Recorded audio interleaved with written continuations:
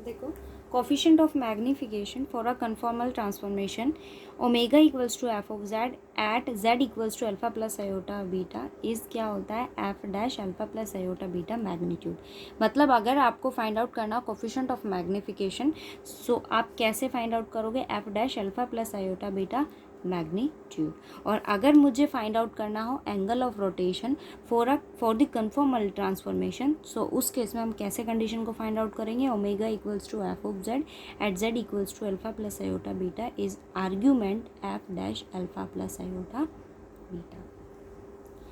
देखो क्या कहता है, find the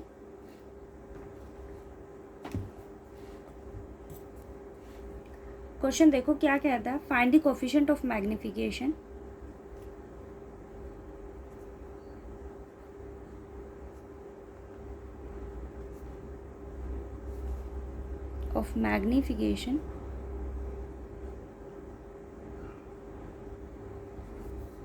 and angle of rotation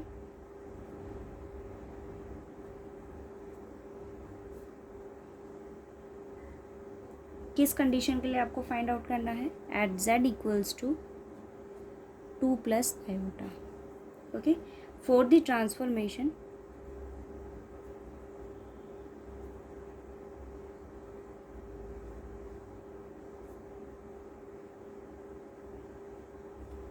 किस ट्रांसफॉर्मेशन पर, w equals to F of z, और वो आपको क्या गिवन है, z स्क्वायर। सो कंडीशन देखो, आपके पास यहाँ एफ ऑफ जेड क्या है, जेड स्क्वायर। अगर आपको coefficient of magnification find out करना है, first you have to find out F dash.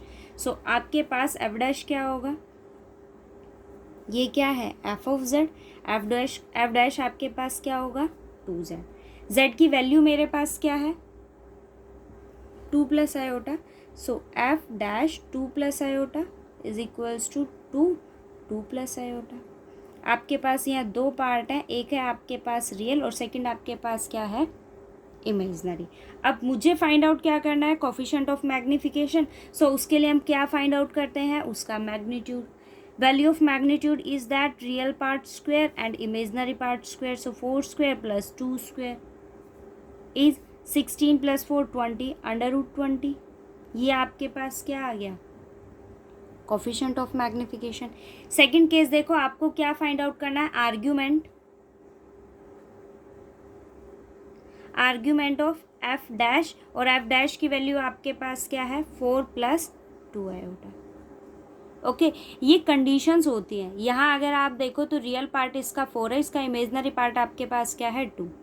Okay, ये रियल और ये आपके पास इमेजनरी है, ये दोनों आपके पास फर्स्ट क्वाड्रेंट में लाई करते हैं। तो यहाँ आपके पास आर्ग्यूमेंट क्या हो जाएगा, tangent inverse y by X, value of y is 2 and value of x is 4। So value क्या हो गई मेरे पास, टेंजेंट इनवर्स 1/2, और ये आपके पास क्या हो गया, उसका एंगल ऑफ रोटेशन। ठीक है, इसके केसेस होते हैं, ये आपके पास फर्स्ट क्वाड्रेंट है, ये यहाँ थीटा आपके पास क्या होता है 0, यहाँ आपके पास क्या होता है π/2, यहाँ आपके पास वैल्यू क्या होती है -π/2। ठीक है, और ये -π/2 होता है, ये वैल्यू आपके पास क्या होती है π। ठीक है, ये नेगेटिव π/2 के क्वाड्रेंट के अकॉर्डिंग डिपेंड करता है आपके पास टेंजेंट इनवर्स क्या एग्जिस्ट करेगा, आर्ग्यूमेंट क्या एग्जिस्ट करेगा। ये फर्स्ट क्वाड्रेंट में दोनों मेरे पास पॉजिटिव हैं, सो वैल्यू क्या हो जाएगी, टेंजेंट इनवर्स 1/2। ये आपके पास क्या आ गया, एंगल ऑफ रोटेशन। ठीक है, अब हम बात करते हैं लीनियर ट्रांसफॉर्मेशन की। सो लीनियर ट्रांसफॉर्मेशन की अगर मैं बात करूँ तो वो आपके पास रिजल्टेंट केस होता है, और वो रिजल्टेंट केस किसका होता है, मैग्निफिकेशन का। हम किसकी बात कर रहे हैं, लीनियर ट्रांसफॉर्मेशन की।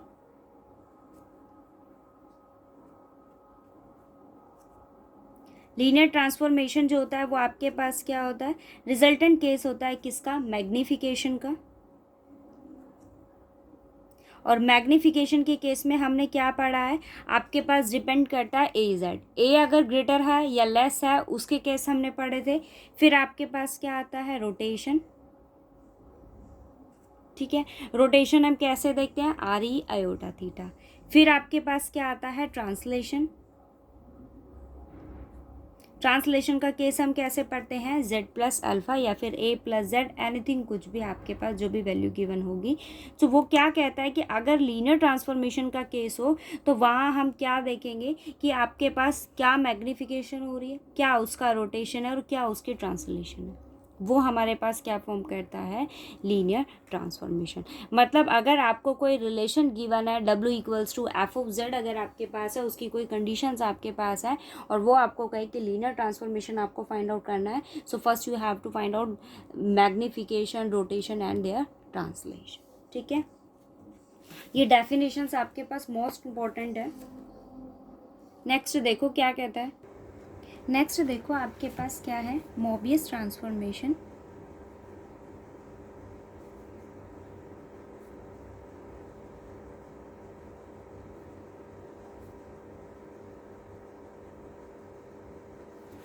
और बाइलिनियर ट्रांसफॉर्मेशन।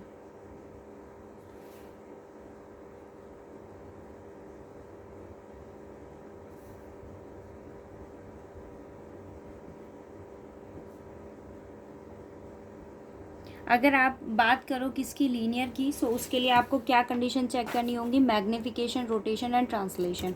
और अगर हम बात करें किसकी, मोबियस ट्रांसफॉर्मेशन या बाइलिनियर ट्रांसफॉर्मेशन, सो उसकी आप कंडीशन देखो। फर्स्ट ऑफ ऑल आपके पास ट्रांसफॉर्मेशन किस फॉर्म का होगा, omega equals to A Z plus B over C Z plus D.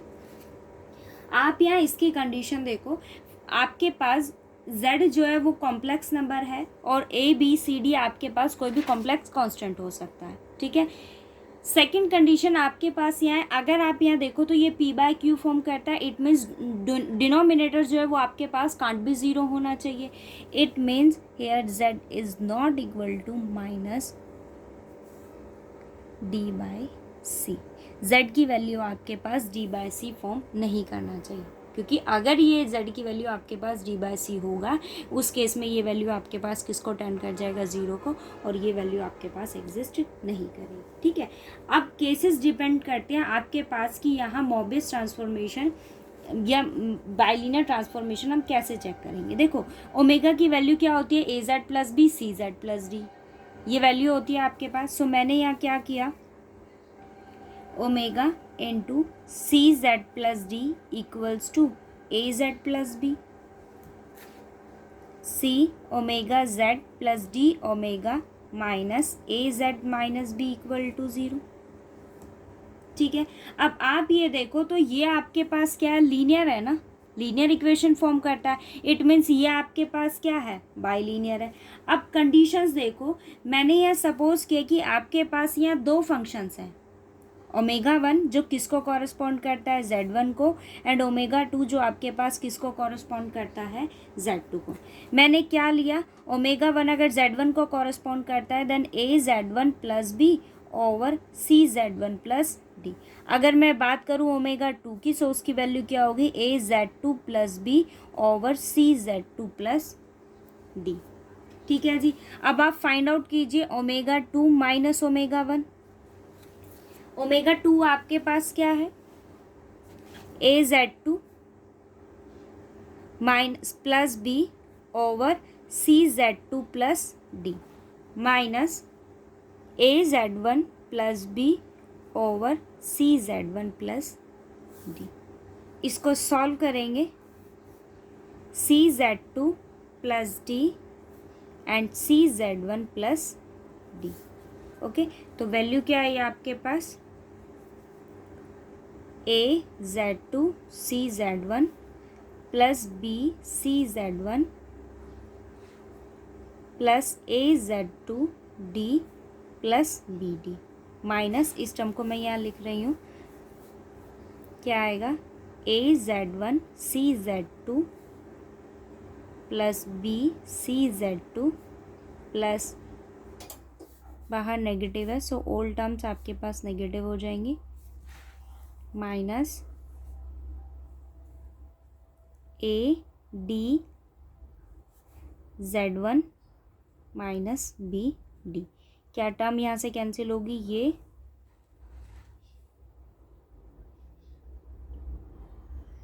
A C Z one and Z two. ठीक है, तो आपके पास यहाँ वैल्यू क्या आ गई, B C Z1, B C Z2, A Z2 D minus A D Z1। मैंने क्या किया, Z1 और Z2 को कॉमन लिया, तो आपके पास यहाँ क्या है ए डी, यहाँ से Z2 कॉमन आएगा और यहाँ से आपके पास क्या आएगा Z1। ये Z2 कॉमन है तो यहाँ से मैंने किसको ले लिया Z2 कॉमन, ये Z2 ये Z2, तो आपके पास वैल्यू क्या आई A D minus B C Z2। फिर हमने किसको कॉमन लिया Z1 को, तो Z1 यहाँ से कॉमन आया B C minus A D Z1। ठीक है, तो मैंने क्या किया यहाँ पर A C minus B D को मैंने A D minus B C को कॉमन लिया, तो ये वैल्यू क्या हो जाएगी नेगेटिव। डिनोमिनेटर आपके पास as it is C Z1 plus D over A D minus B C Z1 Z2 minus Z1 over C Z1 plus D C Z2 plus D. ठीक है, अब आप एक कंडीशन देखो, हमने यहाँ क्या लिया है कि Z1 ओमेगा 1 किसको कोरिस्पॉन्ड करता है, Z1 को, ओमेगा 2 Z2 को कोरिस्पॉन्ड करता है। अगर आपके पास ओमेगा 1 और ओमेगा 2 इक्वल होंगे सो उसकी कंडीशन ही क्या होगी कि A D minus B C आपके पास क्या हो जाए ज़ीरो। इट मीन्स अगर A D minus B C आपके पास ज़ीरो है, ये ज़ीरो हुआ, उस केस में कंप्लीट वैल्यू आपके पास ज़ीरो होगी, then omega 2 equals to omega 1। ठीक है, अब इस केस में आपके पास फंक्शन कैसा हो जाएगा मीनिंगलेस, उसकी कोई कंडीशन नहीं रहेगी। मतलब आप क्या कर रहे हो यहाँ, कोई दो फंक्शंस आपने चूज़ किया बट वो क्या मेंशन आपको कर रहा है कि दोनों आपके पास क्या है इक्वल है, मतलब फंक्शन कैसा हो गया कांस्टेंट हो गया, मीनिंगलेस हो गया।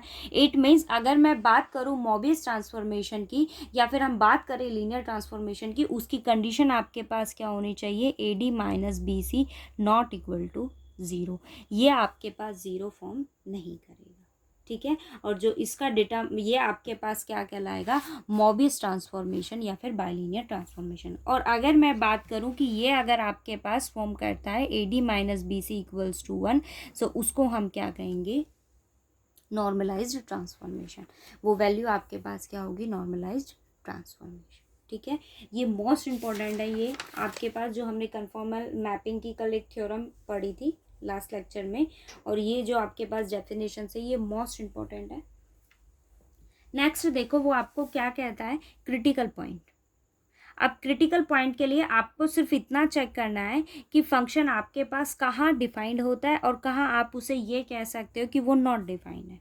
ठीक है, first of all critical point के लिए आपके पास मोबियस ट्रांसफॉर्मेशन, जो आपके पास ट्रांसफॉर्मेशन है वो क्या है फंक्शन की value omega equals to A Z plus B C Z plus D. इसकी कंडीशन क्या होती है A D minus B C can't be zero. Okay, और सेकंड कंडीशन आपके पास यहाँ देखो, आप अगर आप सिंपली चीज़ को देखो तो आपके पास ये ओमेगा है, कोई भी अगर आप यहाँ z की वैल्यू को सब्स्टिट्यूट करते हो तो फंक्शन आपके पास कोई ना कोई वैल्यू देगा, ये हर वैल्यू को एक्सेप्ट करेगा एक वैल्यू को छोड़कर। यहाँ z आपके पास माइनस डी बाई सी नहीं हो सकता। अगर z आपके पास माइनस डी बाई सी होगा, और एक कंडीशन और, अगर आपने फंक्शन की वैल्यू को चूज़ किया तो इसके अंदर भी आपके पास c कांट बी ज़ीरो होगा। ठीक है, सो c आपके पास नॉन ज़ीरो नहीं हो सकता। सेकंड कंडीशन, अगर आप यहाँ देखो तो z की वैल्यू मेरे पास माइनस डी बाय सी नहीं हो सकती। अगर वो minus D by C form करेगा तो ओमेगा किसको अप्रोच कर जाएगा इन्फिनिटी को, और वो इसका क्या हो जाएगा क्रिटिकल पॉइंट। अब अगर मैं आपसे कहूँ कि आप इसका इन्वर्स फंक्शन फाइंड आउट कीजिए तो इन्वर्स के लिए आपको किसको फाइंड आउट करना होगा z को। अब आप यहाँ देखो मैंने यहाँ से वैल्यू फाइंड आउट की, आपके पास क्या है C omega z plus D omega equals to A Z plus B. हम किसकी वैल्यू को फाइंड आउट करेंगे z को। सो मैंने यहाँ क्या किया, ये टर्म को हम उधर ले गए, omega C Z minus A Z equals to minus D omega plus B. क्या कॉमन मैंने यहाँ लिया है z को यहाँ कॉमन लिया, तो आपके पास वैल्यू क्या आ गई omega C minus A minus D omega plus B. So z की वैल्यू मेरे पास क्या हो गई minus D omega plus B over omega C minus A. अब आप यहाँ चेक करो कि ओमेगा की वैल्यू आपके पास क्या नहीं हो सकती, A by C, provided C not equal to zero. क्योंकि अगर ये आपके पास ए बाय सी फॉर्म करता है, उस कंडीशन में ये फंक्शन किसको टेंड कर जाएगा, इन्फिनिटी को। मतलब जेड किसको अप्रोच कर जाएगा, इन्फिनिटी। ठीक है, सो आपके पास कंडीशन यही रहेगी कि आप ये चेक करो कि फंक्शन आपके पास कहाँ इन्फिनिटी को टेंड करता है, कहाँ फाइनाइटली वो एग्जिस्ट करता है। अब जैसे अगर मैं ये चूज़ करती हूँ तो फंक्शन इन्फिनिटी को टेंड करेगा, मतलब जेड आपके पास ये नहीं हो सकता। और अगर आप डायरेक्टली अगर जेड को यहाँ इन्फिनिटी सब्स्टिट्यूट कर देते हो तो वो भी फंक्शन में आपके पास क्या फाइनाइटली एग्जिस्ट करेगा, नहीं करेगा। ठीक है, अब आप कंडीशन ये देखो, मेरे पास ये ओमेगा है, फाइंड आउट करो ज़रा, D omega by D Z, C Z plus D whole square, C Z plus D A minus A Z plus B, क्या आ जाएगा, सी। ठीक है, अब हम इसको सॉल्व करेंगे तो वैल्यू क्या होगी, a C Z plus a D minus a C Z plus b minus B c over C Z plus D whole square. So value क्या आ गई आपके पास, a D minus B c over C Z plus D whole square.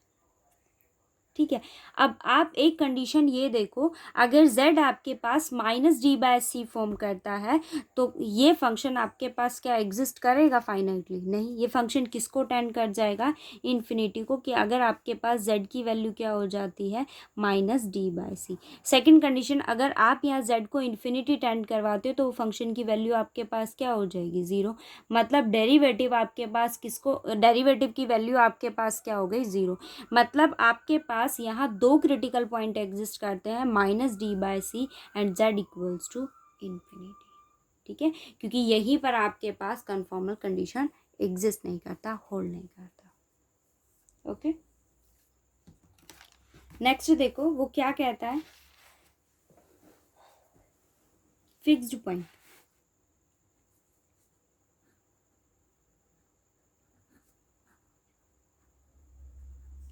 Mapping क्या होती है आपके पास, omega equals to A Z plus B over C Z plus d, provided a D minus B C not equal to zero.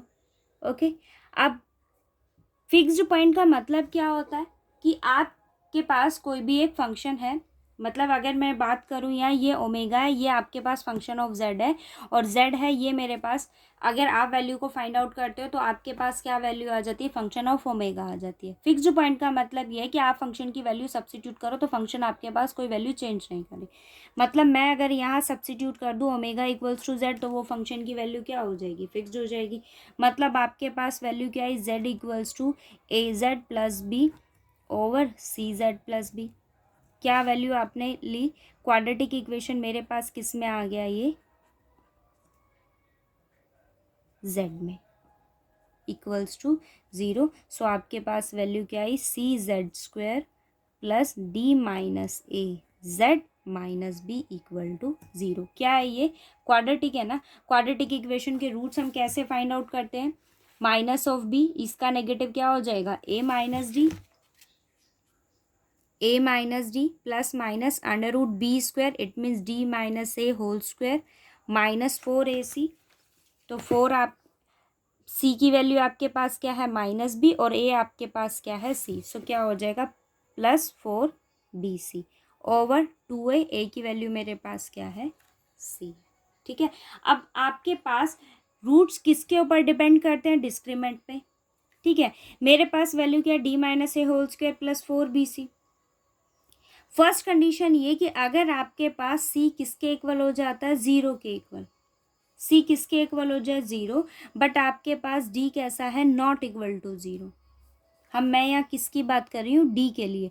D आपके पास ये है, discriminant की value क्या है, d minus a whole square plus 4bc। देखो मैंने क्या choose किया कि सी आपके पास क्या है, ज़ीरो, बट डी आपके पास क्या है, नॉन ज़ीरो। ओमेगा की वैल्यू मेरे पास क्या है, A Z plus B over C Z plus D. Substitute करो, सी आपके पास क्या है 0, सो फंक्शन की वैल्यू मेरे पास क्या हो गई a Z plus B over d. It means आपके पास फंक्शन की वैल्यू क्या आ गई a by D z plus b by d. Function आपके पास फिक्स्ड पॉइंट हम कैसे फाइंड आउट करते हैं, जहां हम ओमेगा को क्या सब्स्टिट्यूट करते हैं, जेड सब्स्टिट्यूट करते हैं। अब आप फंक्शन को देखो, क्या है ये ओमेगा, सो जेड किसके इक्वल हुआ a by D z plus b by d. ये जेड है, ये जेड को उधर ले गई मैं, so z minus a by D z equals to b by d. क्या कॉमन लिया, z, 1 minus a by d b by d. आपके पास वैल्यू क्या आ गई, d minus a over d b by d. उधर लेकर जाएंगे, सो Z equals to b by d d d minus a. क्या आ गया, जेड की वैल्यू आपके पास क्या आ गई, B by D minus A.